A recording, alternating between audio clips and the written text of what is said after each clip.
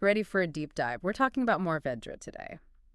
Um, this grape, it's got this, I don't know how to describe it other than a real split personality. It's got this long history, but it feels like it's just having this moment. Yeah, Mourvèdre's definitely having its moment. It's been around, don't get me wrong, like for centuries, but yeah, people are really starting to take notice now, which is cool. And we are diving deep into, well, why that is, with, get this, excerpts from a book in Portuguese. Ah, Portuguese. Portuguese. So we're already going straight to the Mediterranean then, huh? Well, that's where our story starts, right? Exactly. The book mentions Spain, where they call it Monastrell as like the likely origin.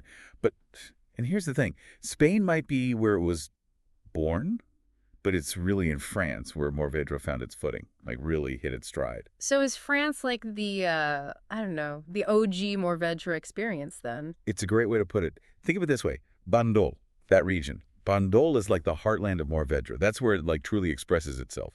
Got it, got it. Okay, so if you've had a Bandol wine, you've essentially like met Mourvèdre in its truest form. Exactly. It's a benchmark. But, and here's that split personality coming back. Mm? Mourvèdre doesn't like to be tied down. This grape, it's spread its wings. It's found its way to, like, vineyards all over the world. See, that's what gets me right, because we keep saying it's adaptable, but it's also got this strong, like, identity no matter where it grows. So how does that translate to the glass? How does that work? Like, what are we smelling? What are we tasting that tells us, hey, this is Mourvèdre? It's a good question. Well, the book describes the aromas, and get this, like a Mediterranean garden, rustic and wild, Yeah. a dance between tannins and acidity. Oh, I love that. Those are great descriptions. Okay, so we're already talking about something with some complexity here, not just your simple, fruit forward. No, no, no. Think like ripe blackberries, that deep cassis fruitiness, but then you've got these almost like earthy, leathery hints, like walking through the woods after it rains. Oh, wow. Okay, I see what you mean about complexity. And you know what adds to that? What's that? The tannins. The book mentions those full-bodied tannins. Okay, now for anyone listening who's like, tannins, what are we talking about? Ooh, break it down for us. So tannins are what give a wine, especially a red wine, that structure, that, how do I describe it? Almost a dryness on your tongue, but not in a bad way. It's more about presence. That's a great way to put it. It's not about being harsh or bitter. It's about having that texture, that presence, yeah. Exactly. And in Mourvèdre, these full-bodied tannins mean it's a wine that, it's got that texture. It ages beautifully. Yep. There's a wine to savor. You let it open up over time. Yeah. It's like that friend who just like gets more interesting with every conversation. It's true. It's like Mourvèdre is playing the long game in the best way possible. You got to give it time to really shine. And it rewards you for that patience, that's for sure. But, we keep talking about how adaptable Mourvèdre is. So how does that actually play out in different parts of the world? I mean, we talk about this grape like it's got a passport full of stamps. What should someone look for if they're comparing, say, a French Mourvèdre to a Spanish one? Ooh, that's a great question. It's like same ingredients, different chefs, right? Exactly. Okay. So let's start with France.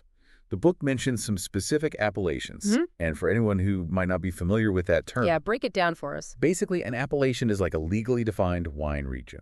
It's got its own rules, its own specific characteristics. It's how you know a wine is the real deal from that specific place. Okay, so it's a guarantee of authenticity, kind of. Exactly, like a stamp of origin. And in France, those appellations, think Bandol, Côtes-du-Rhône, Languedoc-Roussillon, they're known for, like Yeah. those classic Mourvèdre characteristics. Complexity, structure, that aging potential we talked about. The OGs, right. The ones Yeah. setting the standard. Exactly. But then you go to Spain, which, remember, that's where Mourvèdre, or Monastrell as they call it there, originated. And it's a whole different scene. It's like Yeah. Spain is like that adventurous cousin, pushing the boundaries. I like where this is going. They're doing a lot of experimenting in Spain. Modern winemaking techniques. You'll find Mourvèdres from there that are a bit more fruit-forward, but still with that intensity. Regions like Alicante, Jumilla, Yecla, keep an eye out for those. This is going to sound so cliche, but every time we mention one of these wine regions, I just want to hop on a plane and go there. It's like each bottle is this little window into, a whole different culture, a whole different place. All right. It's like armchair traveling, but with your taste buds. Exactly. And it's not just France and Spain either. The New World is catching on too. Oh, tell me more. Australia, the U.S., Chile. They're all starting to realize what Mourvèdre could do. It's like Mourvèdre's having a global moment right now. It really is. I love it. Okay, so we can't just sip on Mourvèdre all day long, although wouldn't that be nice? It would be nice. We got to eat something, right? So let's talk about food pairings. Does this whole, like, bold but adaptable thing translate to the dinner table? What are we thinking here? Oh, absolutely. Mourvèdre is not afraid of, like, strong flavors. Yeah, Think of it as that friend who's always down to try something new and exciting. I love that friend. They bring the adventure, right? Exactly. Red meat is a natural pairing, of course. Of course, of course. But we can get more specific, right? Always. The book actually mentions grilled lamb with chimichurri sauce. The herbs in the chimichurri would go amazingly well with those earthy notes in the Mourvèdre. Okay, now you're speaking my language. I'm already sold. Or how about a spice-rubbed roast beef? That richness of the beef, the smoky spices, and then Mourvèdre with its structure, perfect match. It really does sound like a match made in heaven. Okay, but what about for the adventurous eaters out there? What if we wanted to get a little wild? Then, my friend, you got to try Mourvèdre with game meats. Oh, yes. Venison, duck? Exactly. What about wild boar? Have you ever had wild boar? Wild boar, oh, that's a good one.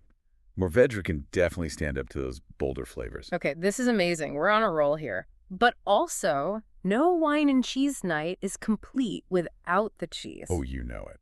So what kind of cheeses pair well with Mourvèdre? Give me the inside scoop. So we're not talking about like your basic cheddar here. Yeah. We want bolder, more complex cheeses. Yeah. Something like an aged manchego. It's nutty, a little sharp. Yeah. Or a Roquefort.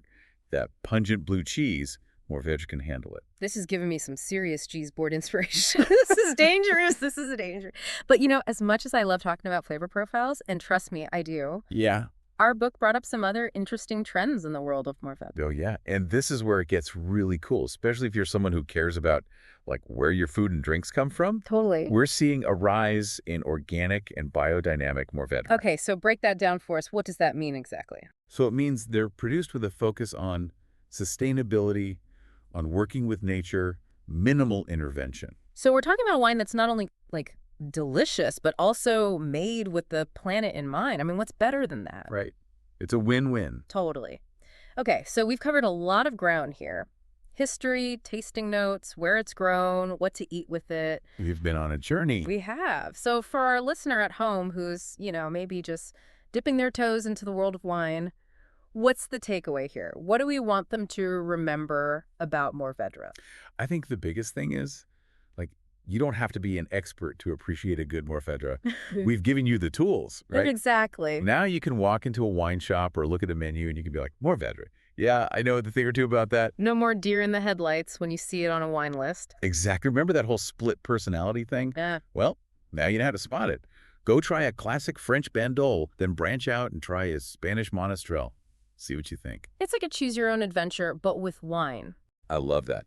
And don't forget about the food pairings. You can really impress your friends with your Mourvèdre knowledge. It's true. Okay, listeners, you heard it here. It's time to get out there and explore the world of Mourvèdre. Find a bottle that calls to you. And, hey, if you remember those appellations we talked about, even better. And let us know what you discover. We love hearing from you. Cheers to that. Until next time, everyone, happy sipping.